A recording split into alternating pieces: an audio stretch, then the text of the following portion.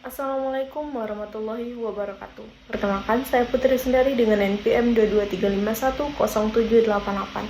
Saya dari kelas 7E. Nah, sebelumnya saya ucapkan terima kasih kepada Bapak Rizky Wandri Eskom Mkom yang telah memberikan saya kesempatan dan juga kelompok 8 untuk mempresentasikan mengenai proyek yang telah kami kerjakan pada satu semester ini. Nah, di sini saya akan mempresentasikan secara individu untuk memenuhi tugas mata kuliah manajemen proyek.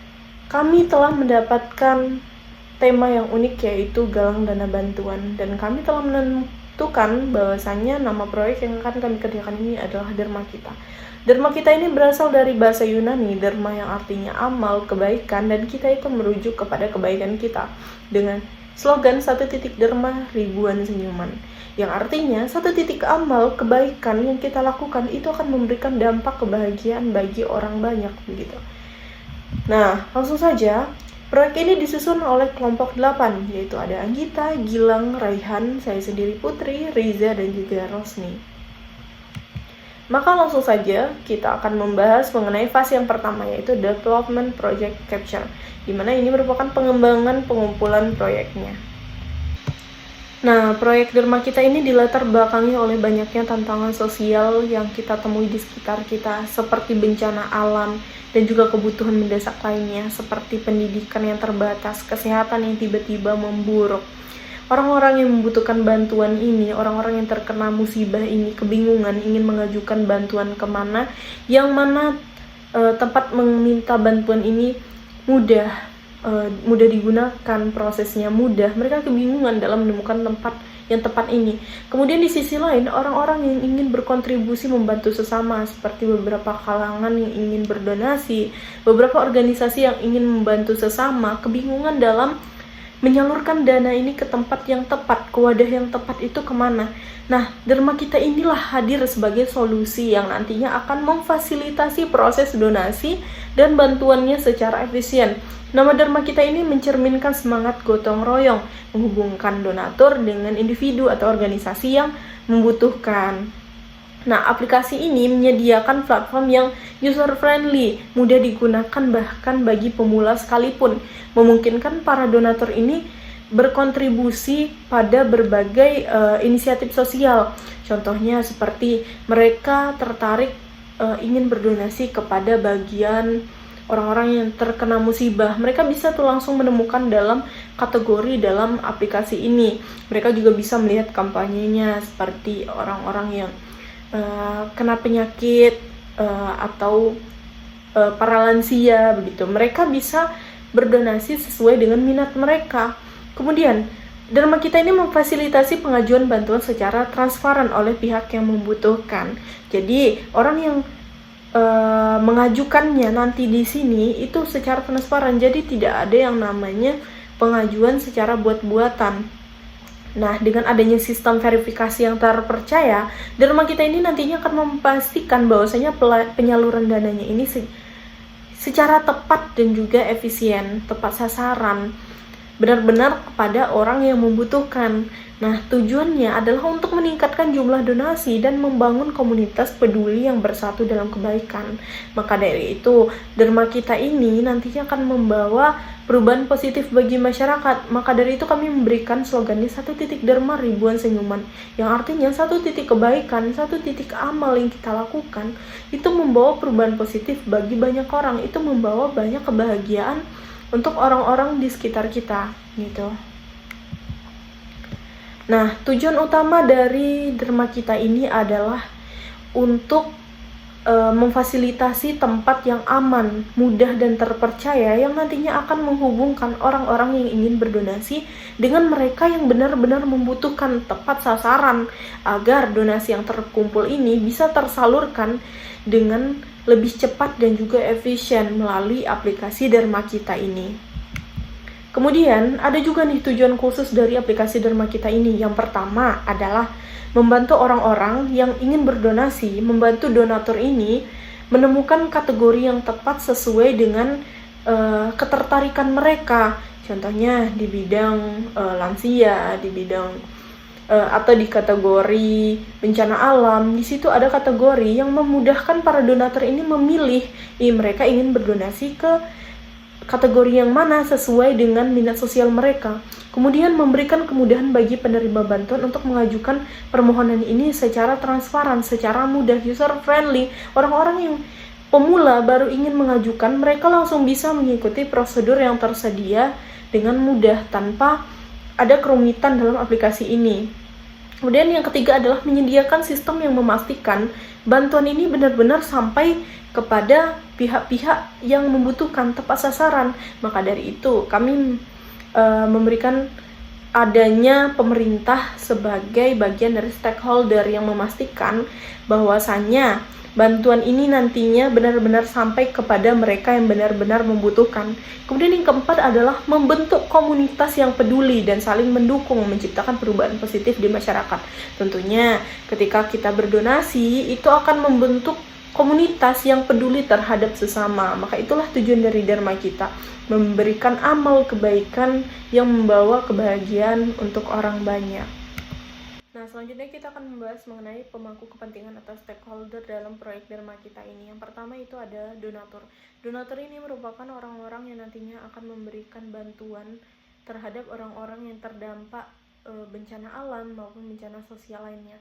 Kemudian yang kedua itu ada penerima bantuan. Penerima bantuan di sini adalah orang-orang yang mengajukan bahwasanya mereka membutuhkan bantuan ke dalam aplikasi Dharma kita ini nantinya. Kemudian yang ketiga ada organisasi pemerintah atau non pemerintah, di mana organisasi ini merupakan orang-orang yang nantinya akan mengawasi bahwasanya dana ini benar-benar tersalurkan kepada orang-orang yang tepat. Kemudian yang keempat itu ada tim pengembang aplikasi. Tentunya ini merupakan orang-orang yang mengembangkan aplikasi Dharma kita ini. Kemudian yang terakhir itu ada masyarakat umum. Masyarakat umum di sini adalah orang-orang yang akan menggunakan aplikasi Dharma kita ini.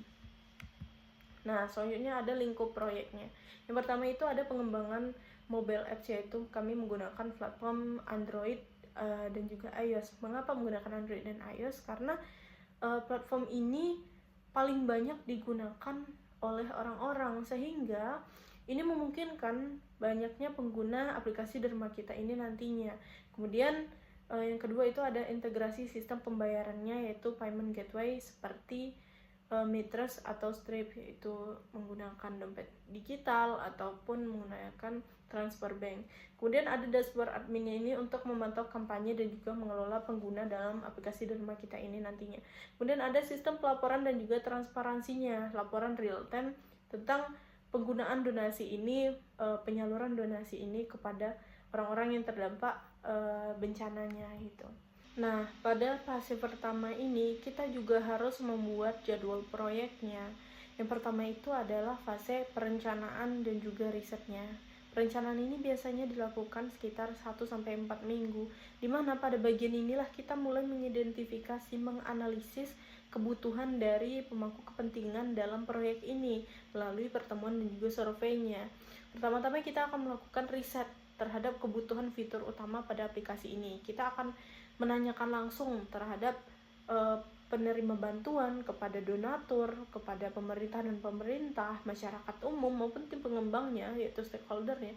Kita akan menganalisis nih apa yang mereka butuhkan di dalam aplikasi ini, sehingga nantinya bisa kita terapkan dalam aplikasi ini. Contohnya para donatur dan juga penerima bantuan, misalnya mereka membutuhkan aplikasi yang user friendly, yang mudah digunakan, atau kemudahan dalam mencari kategori yang tepat sesuai minat mereka. Itu salah satu contoh kebutuhan fitur utama dalam aplikasi ini. Nah, setelah kita menganalisis apa saja yang dibutuhkan oleh stakeholder dalam aplikasi ini, kita akan mulai nih mendesain UI atau UX-nya berdasarkan kebutuhan yang telah kita riset sebelumnya. Desain ini biasanya dilakukan 2-6 minggu dengan membuat wireframe dan juga prototipe aplikasi ini berdasarkan kebutuhannya. Kita akan mendesain antarmuka yang user friendly untuk donatur hingga penerima bantuan ini.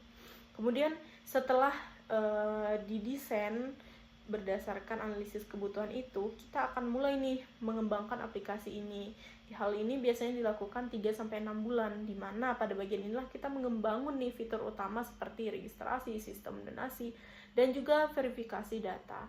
Ini merupakan pengembangan atau pengimplementasian berdasarkan desain UI UX yang telah kita buat pada fase sebelumnya. Nah, setelah dikembangkan aplikasi ini, setelah jadi itu akan dilakukan pengujian dulu nih. Aplikasi ini nantinya akan diuji apakah sudah sesuai dengan permintaan stakeholder tadi. Apakah fitur-fiturnya sudah benar-benar mudah digunakan. Namun, jika ada yang tidak sesuai dengan kebutuhan stakeholder ini sebelumnya, itu pada fase inilah akan mulai nih direvisi, melakukan perbaikan, memastikan bahwa semua fitur ini bekerja sesuai dengan kebutuhan stakeholder.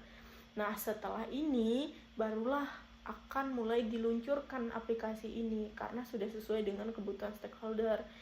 Nah, meluncurkan aplikasi versi beta nih untuk uji coba penggunanya dengan secara terbatas. Kemudian setelah diluncurkan itu akan ada maintenance-nya, pemeliharaan secara berkelanjutan. Inilah tugas dari tim pengembang aplikasi ini, menangani bug-bug yang ada ataupun apapun yang terjadi dalam aplikasi ini dilakukan pada bagian pemeliharaan setelah peluncuran. Nah, selanjutnya setelah diluncurkan itu kita harus mengidentifikasi nih resiko dan juga bagaimana caranya kita mengatasi resiko tersebut atau strategi mitigasinya. Yang pertama itu ada resiko teknis. Nah, resiko teknis ini bisa saja aplikasi ini ada bug atau crash selama pengembangan. Mitigasinya kita bisa melakukan testing dulu nih sebelum peluncuran, sehingga para teknisi ini bisa langsung segera memperbaiki bug yang ada. Kemudian ada juga risiko keamanannya, seperti bisa saja terjadi kebocoran data sensitif. Nah, pada aplikasi ini tentunya nanti akan memuat data-data yang sensitif seperti informasi pembayaran donatur dan juga data pribadi penerima bantuan. Ini sangat penting, sehingga risikonya ini harus kita pikirkan juga mitigasinya, yaitu dengan cara mengimplementasi sertifikat SSL, inskripsi data, dan melakukan audit keamanan secara berkala. Nah, selanjutnya itu ada juga risiko sosial, yaitu kurangnya kepercayaan pengguna terhadap sistem verifikasi atau transparansi penggunaan dana. Itu adalah risiko yang umum terjadi, karena banyak sekali aplikasi yang melakukan kecurangan. Donasi yang terkumpul itu ternyata tidak disalurkan kepada orang-orang yang benar-benar membutuhkan tujuan dari donatur itu tadi. Mitigasi yang bisa kita lakukan adalah dengan membangun komunikasi yang transparan dengan donatur melalui laporan rinci tentang alokasi dana. Nah, lalu selanjutnya ada juga nih resiko operasional, yaitu keterlambatan dalam pengembangan aplikasi ini atau pengujiannya nantinya tidak memadai.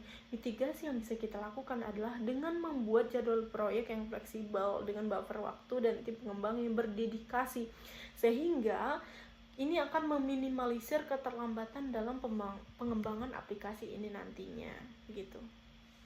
Nah, selanjutnya kita akan langsung masuk ke fase yang kedua, yaitu Development Management Plan, di mana pada fase ini kita akan mulai nih menyusun struktur tim proyek beserta dengan tanggung jawabnya.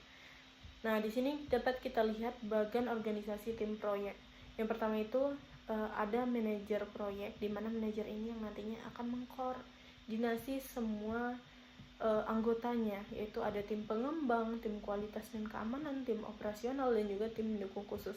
Untuk tim pengembangan itu ada UX developer, kemudian perancang UI, ada front end developer, kemudian untuk tim kualitas dan keamanan nantinya akan mengatur QA testernya, kemudian cyber security-nya, kemudian tim operasional ini nantinya akan mengatur admin donatur, admin penerima, dan juga teknisi lapangan. Untuk tim pendukung khususnya ini nantinya akan mengatur data analisnya, kemudian konsultan legalnya juga.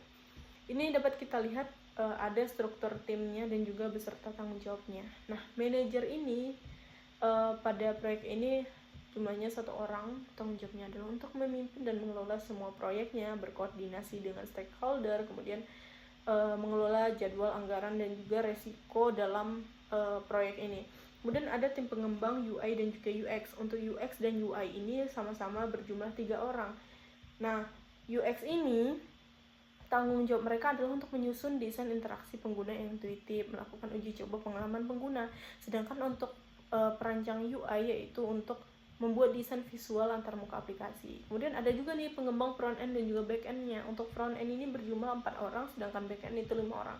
Yang untuk pengembang front end ini tanggung jawabnya adalah mengimplementasikan desain UI ke dalam kode. Kemudian pengembang back end ini nantinya akan mengembangkan dan memelihara server, API, dan juga database yang dibutuhkan dalam aplikasi ini.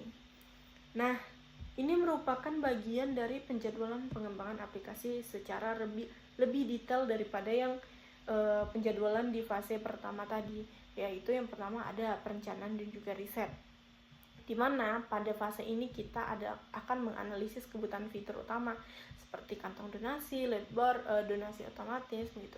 Kemudian diskusi nih kita dengan organisasi sosial dan donatur untuk memahami kebutuhan mereka, apa saja yang mereka butuhkan dalam aplikasi ini yang seharusnya ada dalam aplikasi Dharma kita ini.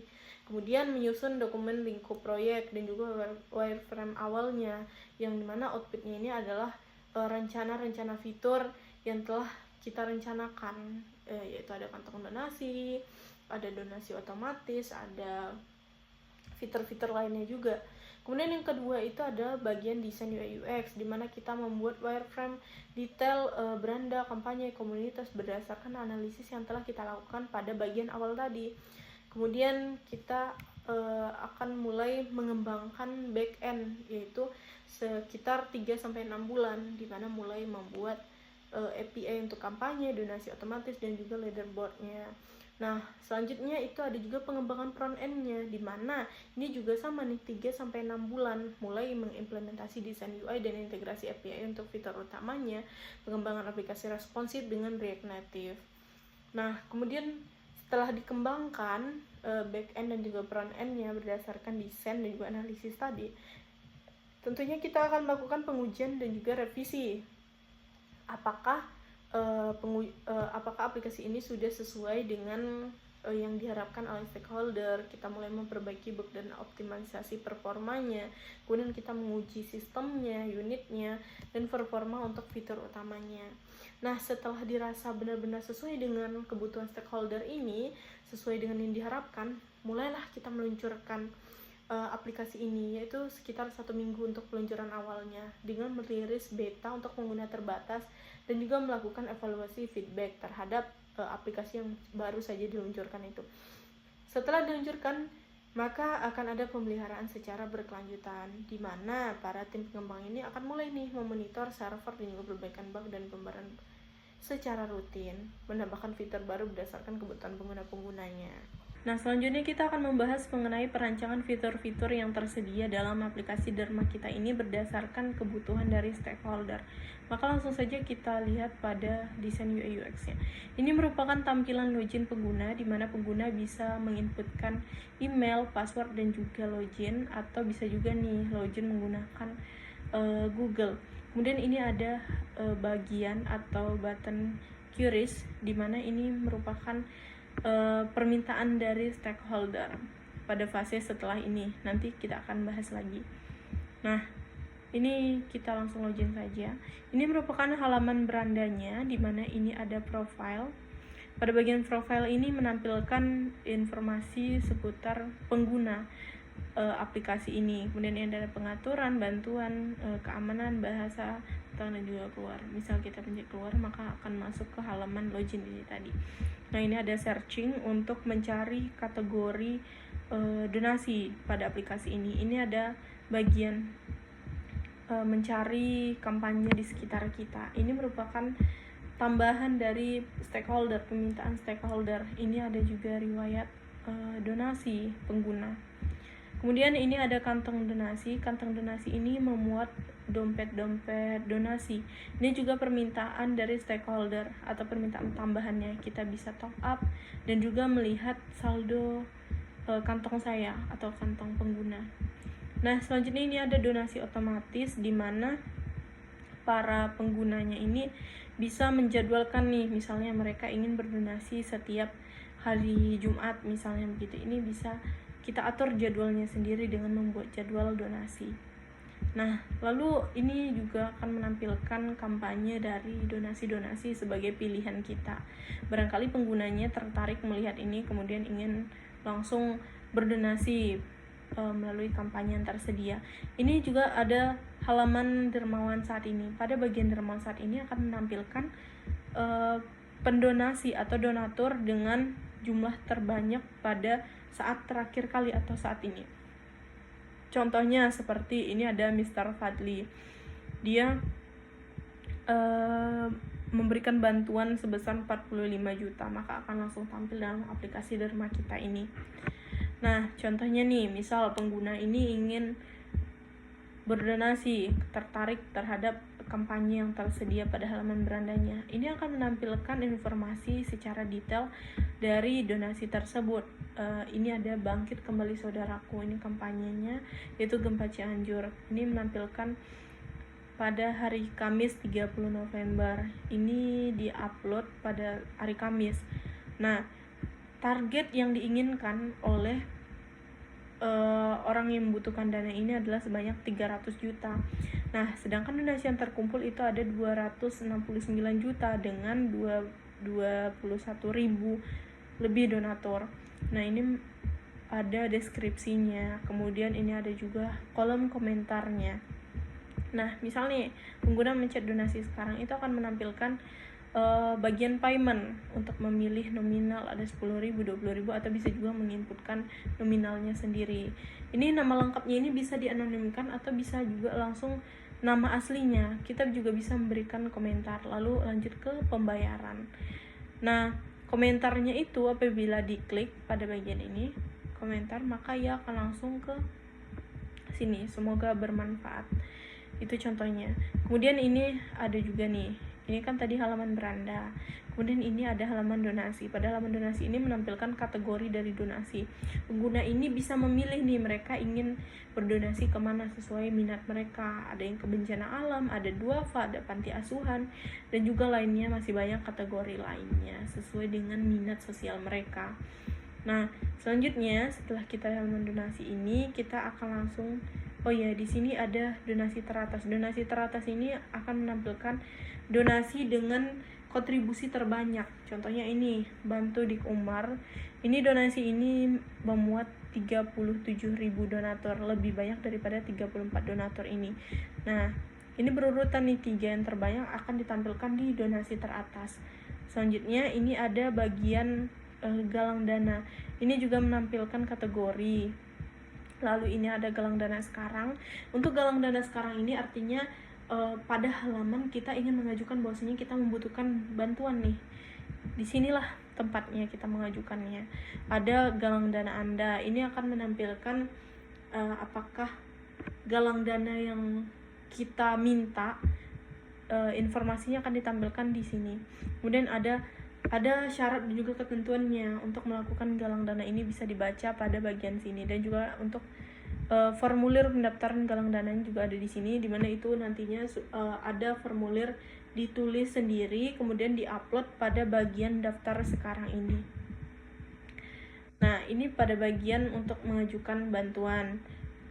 Selanjutnya ini ada komunitas, di mana komunitas inilah yang nantinya akan menghubungkan orang-orang yang peduli sesama, orang-orang yang memiliki minat yang sama dalam membantu orang-orang yang membutuhkan.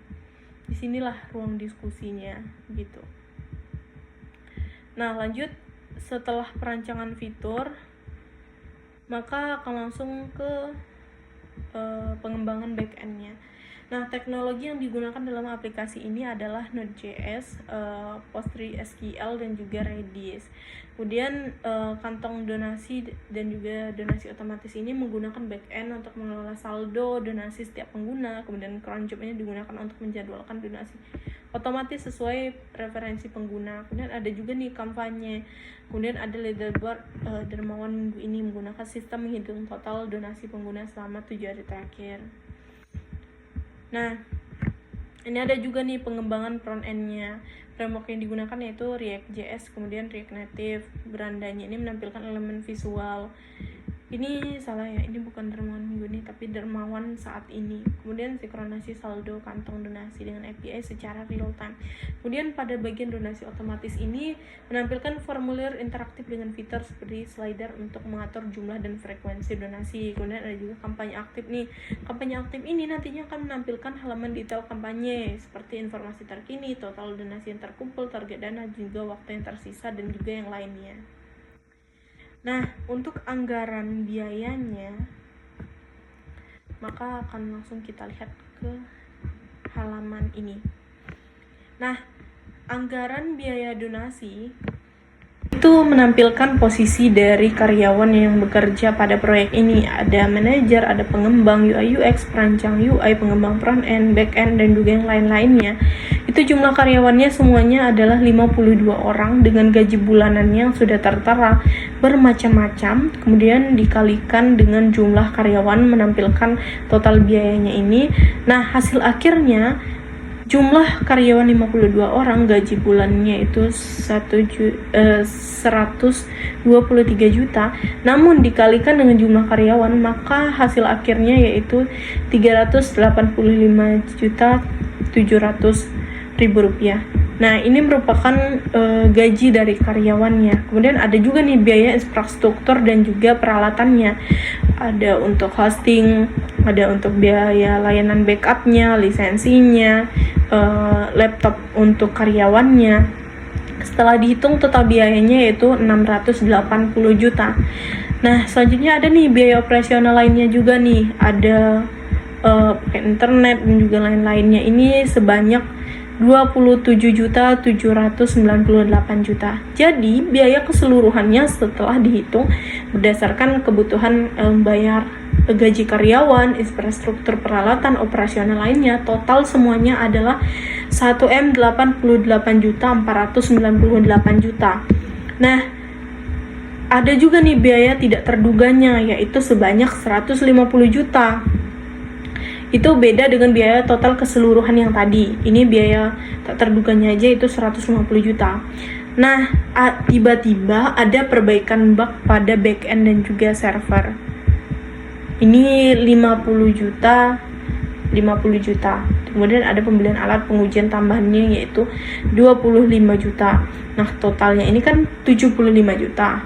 Ada nih total sisanya 75 juta lagi. Nah, mungkin pada tahap ini nanti kita akan bahas lagi. Nah, selanjutnya kita akan masuk ke dalam fase Direct and Manage Project Work, di mana ini adalah fase untuk mengatur dan mengelola pekerjaan proyek.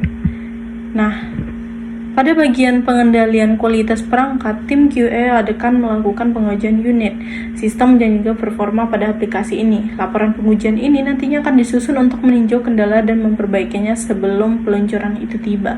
Proses pengujian ini dilakukan secara berulang hingga aplikasi ini bebas dari bug dan juga dapat digunakan pada berbagai perangkat. Nah, untuk pemantauan pelaporan kemajuan proyeknya, maka kita langsung lihat saja pada laporannya.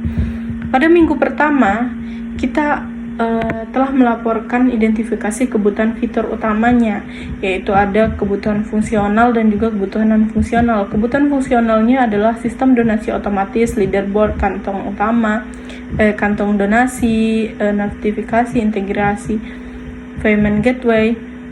Kemudian kebutuhan non-fungsionalnya ini ada keamanan data, responsivitas, dan stabilitas aplikasi. Kemudian ada juga nih survei dengan penggunanya. Contohnya, donatur ingin transparansi laporan dana. Kemudian penerima bantuan ini memerlukan sistem pengajuan dana yang sederhana saja sehingga mudah digunakan. Kemudian dokumen lingkup proyeknya untuk menetapkan tujuan pengembangan aplikasinya ini bagaimana. Itu telah dilaporkan pada minggu pertama.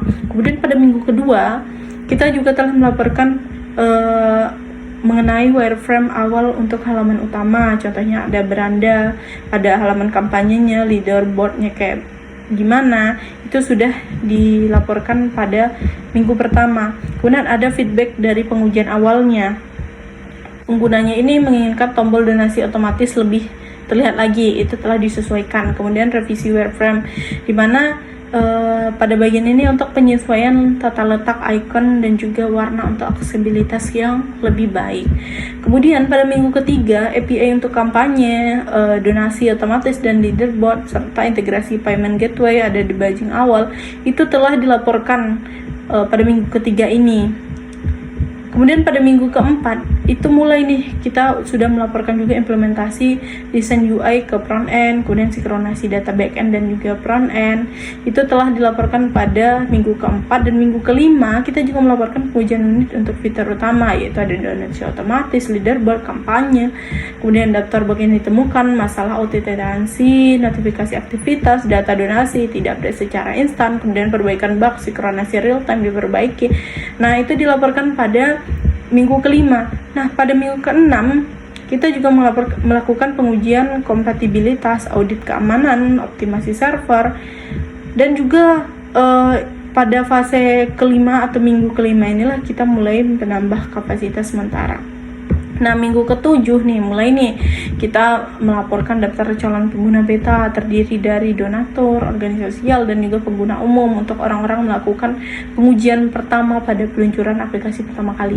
Nah, kemudian ada juga nih materi edukasi panduan fitur utama seperti donasi otomatis dan juga galang dana. Kemudian tutorial video untuk pengguna barunya itu juga telah dilaporkan pada minggu ke-7 ini.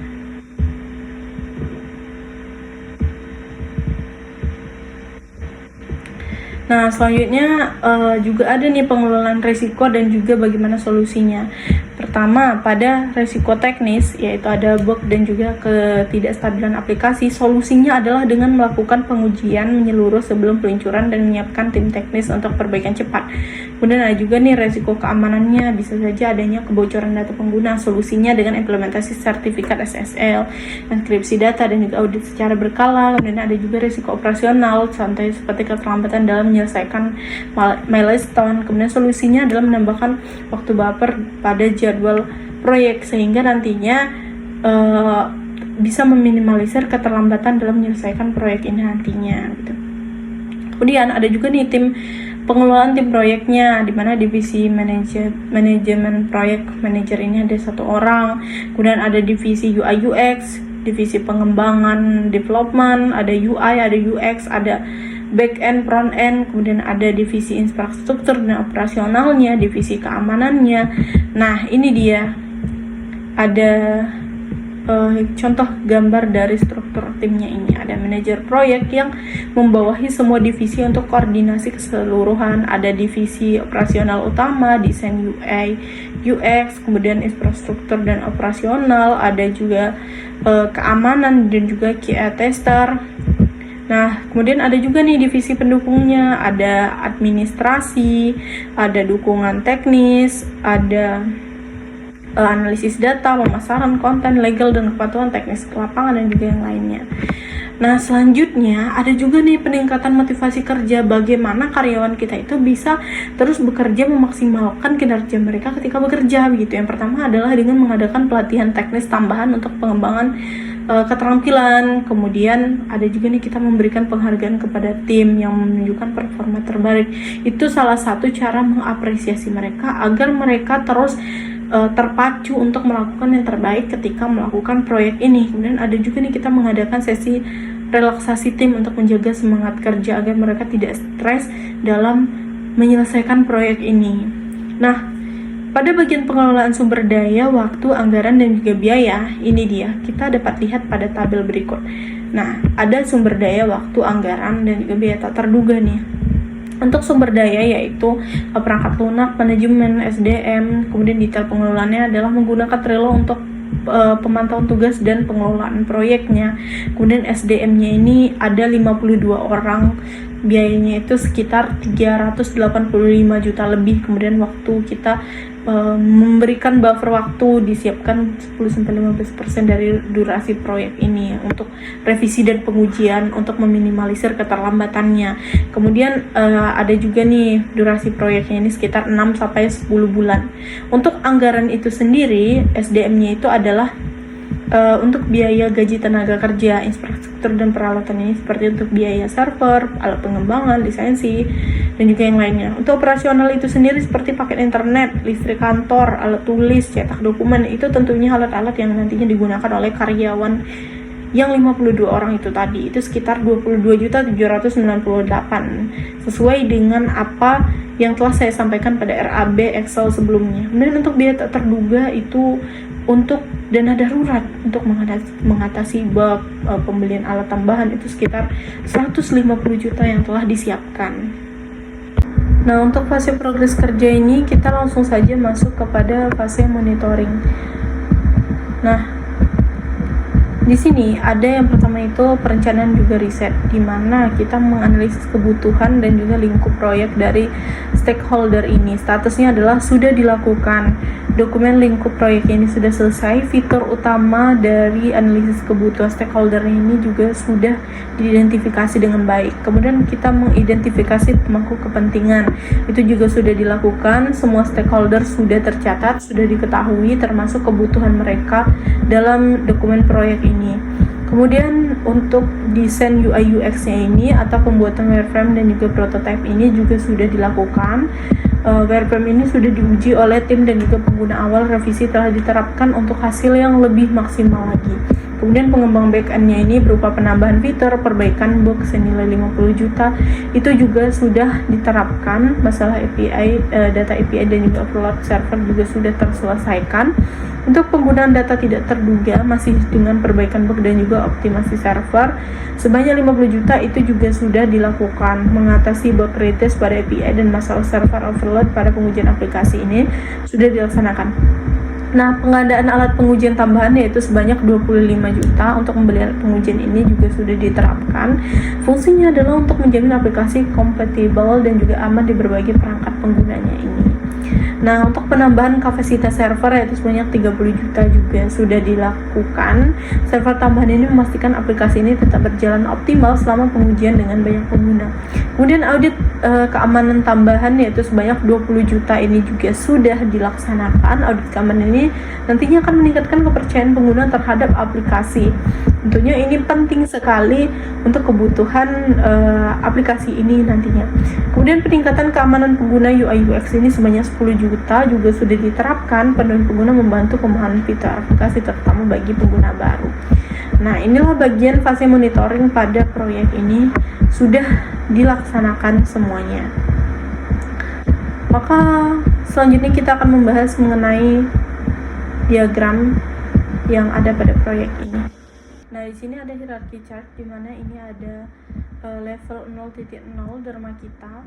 Setelah masuk di sini akan ada menu pilihan home, donasi, kampanye, dan juga komunitas. Pada halaman home yaitu level 1 itu terbagi lagi menjadi ada profile, ada menu pencarian, ada notifikasi, ada kantong donasi, ada riwayat donasi, dan juga donasi otomatis ini terbagi menjadi dua yaitu kategori donasi otomatis dan juga donasi otomatis ke pilihan dana.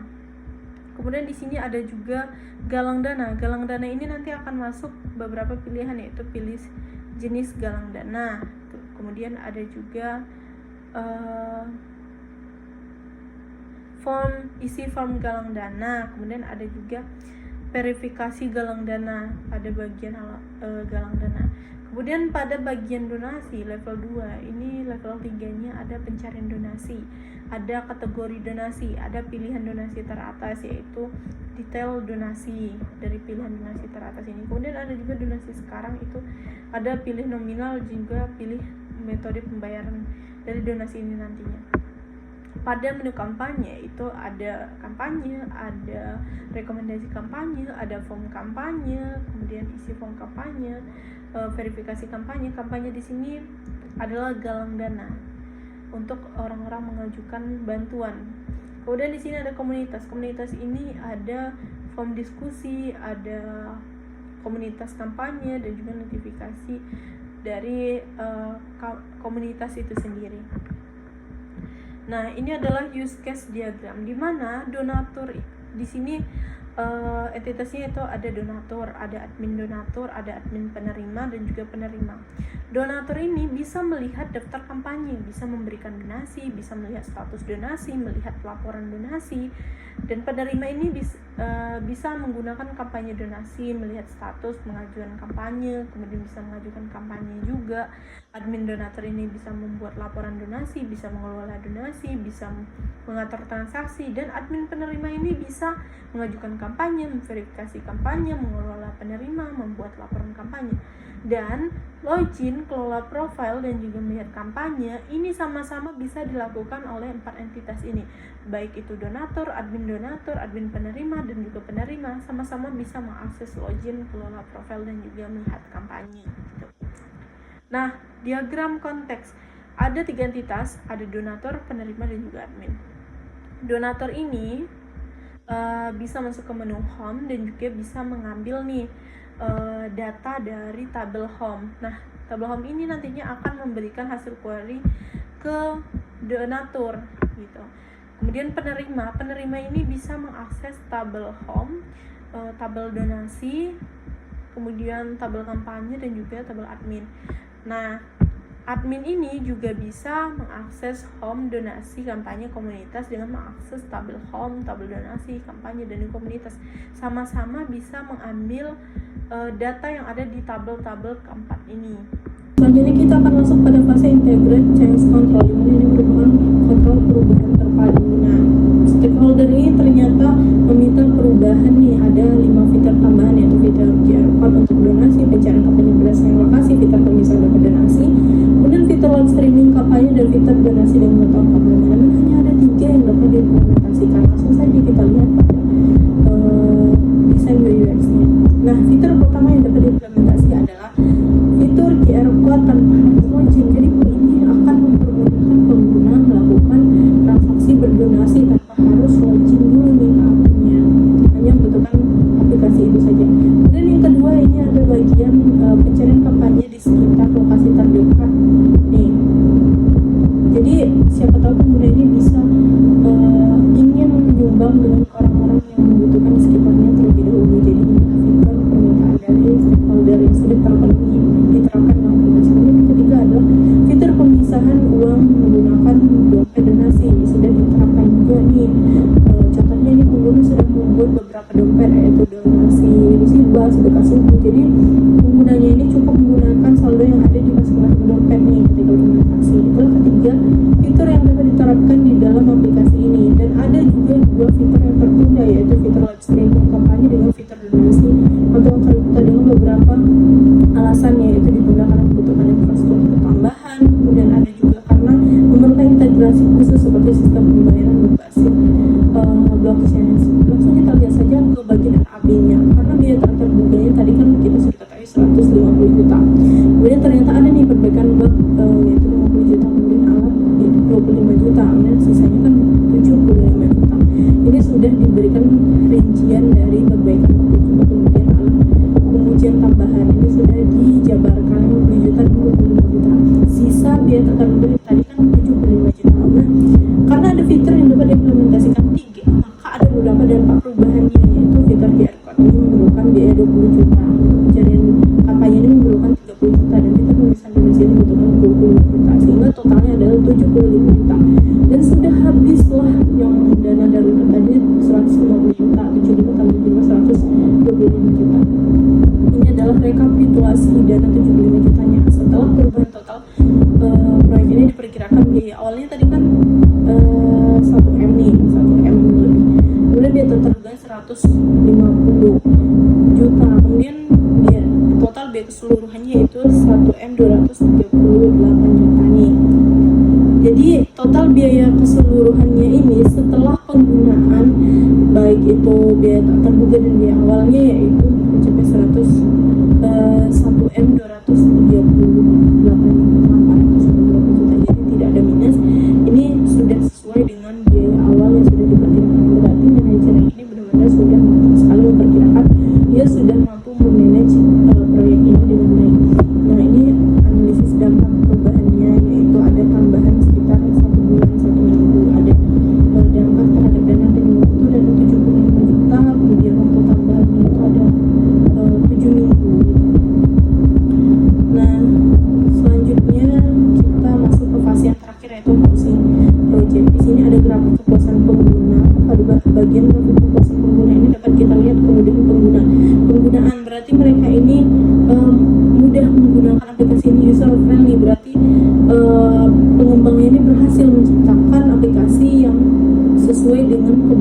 stakeholder, itu kemudian pengguna dibuktikan dengan mencapai di atas 80% traffic kepuasan pengguna. Kemudian transparansinya ini tinggi sekali, mencapai 90%, ya berarti benar-benar aplikasi yang bisa dipercaya. Kemudian fiturnya relevan dengan penggunaan aplikasi berdonasi.